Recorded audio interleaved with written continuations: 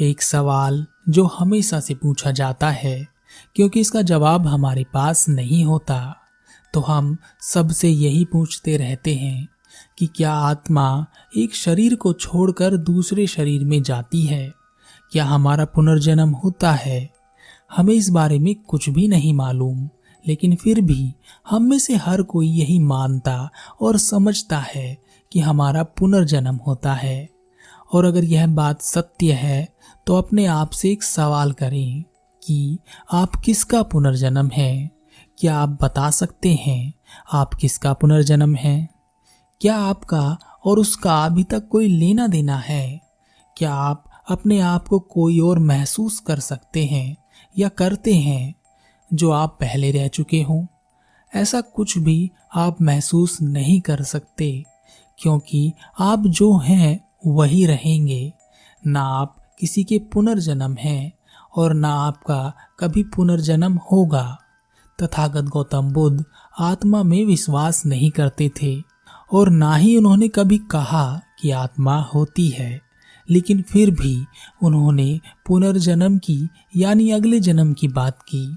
उन्होंने कहा कि सभी का अगला जन्म होता है।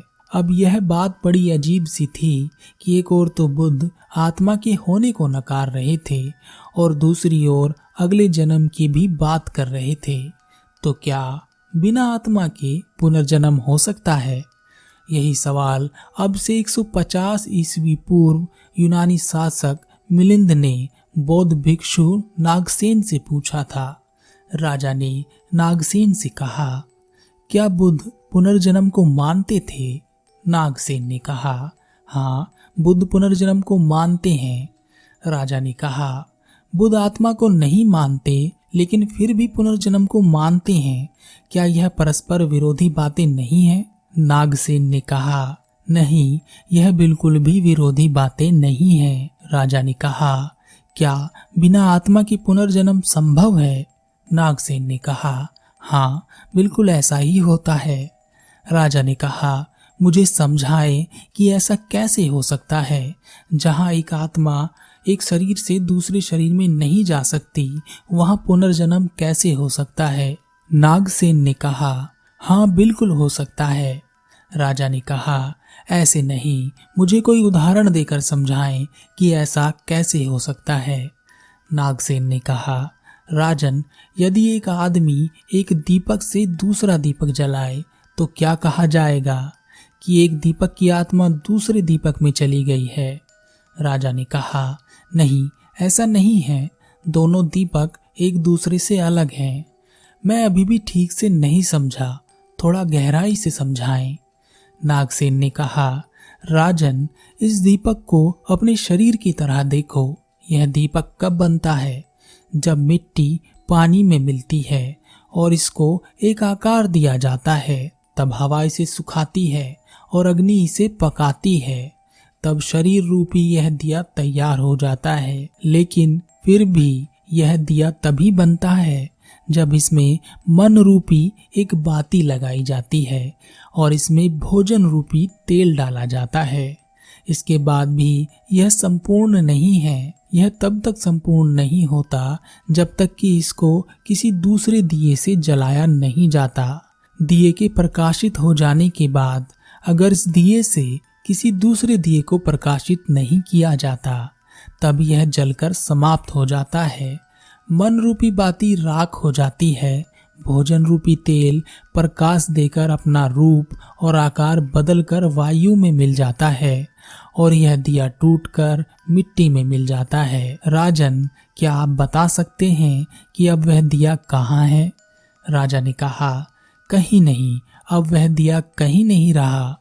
नागसेन ने कहा, कई चीजों से मिलकर शरीर संगठित होता है, एक रूप और आकार लेता है और इस रूप और आकार का समन्वय शरीर को चलायमान करता है। जब तक दिए में तेल होता है यह चलता रहता है।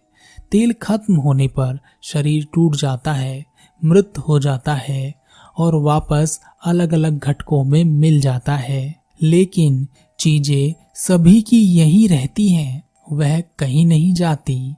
राजन, अगर इस दिए से किसी दूसरे दिए को प्रकाशित किया जाए तो क्या हम कह सकते हैं कि पहले दिए की आत्मा निकलकर दूसरे दिए में चली गई? राजा ने कहा, नहीं, दोनों दिए एक दूसरे से अलग हैं, ऐसा कैसे कहा जा सकता है? नागसेन ने कहा, राजन, पहला दिया बुझ जाता है, लेकिन उसी की ऊर्जा से प्रकाशित दूसरा दिया जल रहा है। इसलिए इसमें जो चेतना है या ऊर्जा है वह कहाँ से आई है? राजा ने कहा, वह पहले दिए से आई है। नागसेन ने कहा, राजन, यही है बिना आत्मा के पुनर्जन्म। यह पहले दिए का ही पुनर्जन्म है, क्योंकि उसके बिना इसका होना असंभव है और उसी की ऊर्जा से यह चलायमान है। फिर भी यह पहला दिया नहीं है, यह दूसरा दिया है। वह है लेकिन फिर भी नहीं है। राजन, अंतर में ध्यान से देखोगे तो दिखेगा कि सभी दियों की मिट्टी एक ही है। उन्हें सुखाने वाली वायु और उन्हें पकाने वाली अग्नि भी एक ही है। उनमें जो तेल डाला जाता है वह भी एक ही है। वह जिस ऊर्जा से प्रकाशित होते हैं वह भी एक ही है। लेकिन फिर भी अलग अलग दिए प्रकाशित होते हैं, बहुत से दिए प्रकाशित होते हैं और हर दिया अलग नजर आता है।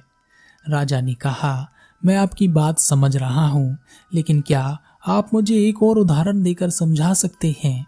नागसेन ने कहा, महाराज, क्या आपको कोई कविता याद है जो आपको आपके आचार्य ने आपके बचपन में आपको सिखाई हो? राजा ने कहा, हाँ हाँ, मुझे याद है। नागसेन ने कहा, तो क्या वह कविता आपके आचार्य के मुख से निकलकर आपके मुख में आ गई? राजा ने कहा, निश्चय से नहीं। नागसेन ने कहा, राजन, इसी प्रकार आत्मा एक शरीर से दूसरे शरीर में जाए बिना भी पुनर्जन्म होता है। राजा ने कहा, नागसेन, बहुत अच्छा। राजा बोला, क्या आत्मा जैसी कोई चीज होती है? नागसेन ने कहा, यथार्थ की दृष्टि से सोचा जाए तो आत्मा जैसी कोई वस्तु नहीं है। राजा ने कहा, नागसेन, बहुत अच्छा, मुझे यह समझाने के लिए तुम्हारा धन्यवाद।